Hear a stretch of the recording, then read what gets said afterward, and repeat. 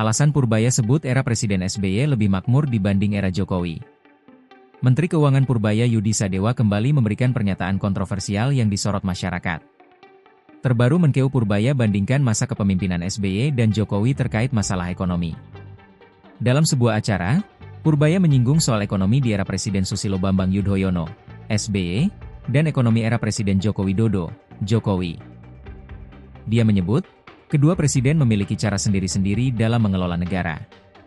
Jika dibandingkan, dia belak-belakan ekonomi Indonesia masih lebih baik ketika dipimpin SBY. Saat SBY memimpin, dia menyebut ekonomi membaik dan rakyat hidup makmur.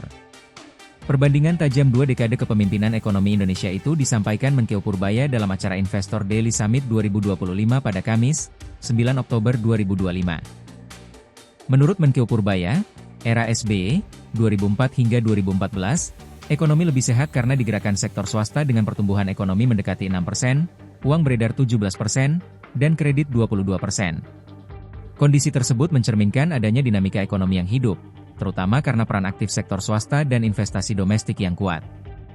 Sementara era Jokowi, 2014 hingga 2024, justru terlalu bergantung pada belanja infrastruktur pemerintah, dengan pertumbuhan ekonomi sekitar 5%, uang beredar 7%, dan kredit di bawah.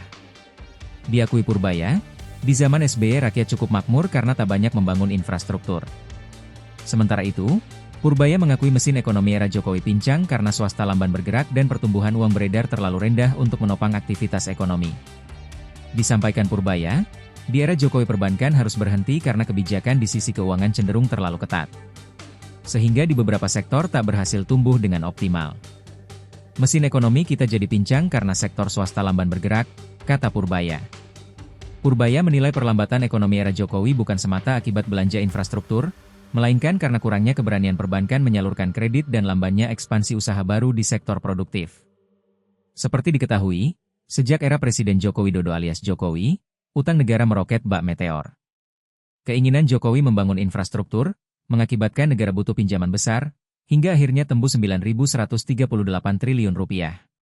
Buat rakyat awam tentu sangat terkejut, hingga berpikir apa mampu Indonesia membayar utang sebesar itu? Terkait utang negara yang sangat besar itu, ternyata di mata Menteri Keuangan, Menkeu, Purbaya Yudi Sadewa masih dalam level aman. Sebab menurut Purbaya, total utang negara tersebut masih 39,86% terhadap produk domestik bruto, PDB. Menurut Purbaya, pemerintah memastikan nilai utang pemerintah itu digunakan sebaik mungkin, dengan mengurangi penerbitan utang dan memaksimalkan belanja pemerintah.